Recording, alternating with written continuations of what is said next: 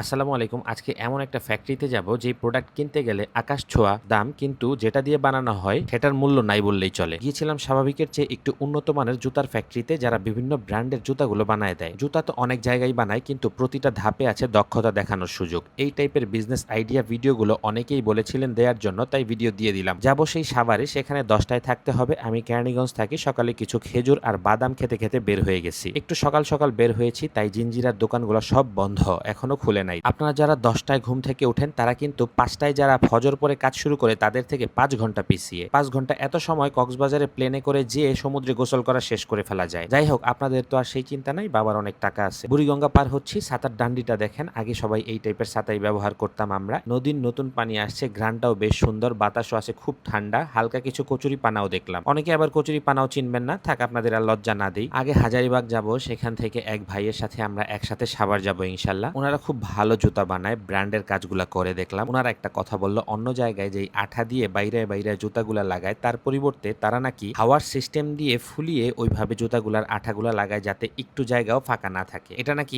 Updated technology. তা না হলে সাইড দিয়ে অনেক সময় ফাঁকা ফাঁকা থেকে যায়, ফিনিশিং সুন্দর হয় না। তারা এই সুন্দর ফুটবেড গুলো ইউজ করে। আমি ধরে দেখলাম খুবই নরম। ফুটবেড মানে হলো যেটার উপরে আপনি পা রেখে হাঁটবেন, আর আপার পার্টের ফিনিশিংটাও সুন্দর। ভিডিওতে বোঝা যাচ্ছে হয়তো। সব টাইপের জুতা নিয়েই তারা কাজ করে দেখলাম। Shoe, loafer, casual loafer, penny loafer, sandal. আমাদেরকে লেদার কোয়ালিটি গুলাও একটু বুঝাই দিল, কোনগুলা ফিনিশ লেদার আবার কোনগুলা বব লেদার। ফিনিশ লেদার হলো যেগুলো চকচক করে, আর বব লেদার হলো উপরে চামড়া চামড়া দেখা যায়, কিন্তু দুইটাই কিন্তু জেনুইন লেদার। পরে আমি জিজ্ঞেস করলাম, আপনার অফিস ব্যাগ ট্যাগ বা লেদারের অন্যান্য অ্যাক্সেসরিজ নিয়ে কাজ করেন কিনা। উনি বলল যে না, তবে আমাদের কাছে কিছু স্যাম্পল আছে, ওনার নাম্বার আমি আপনাকে দিয়ে দিব।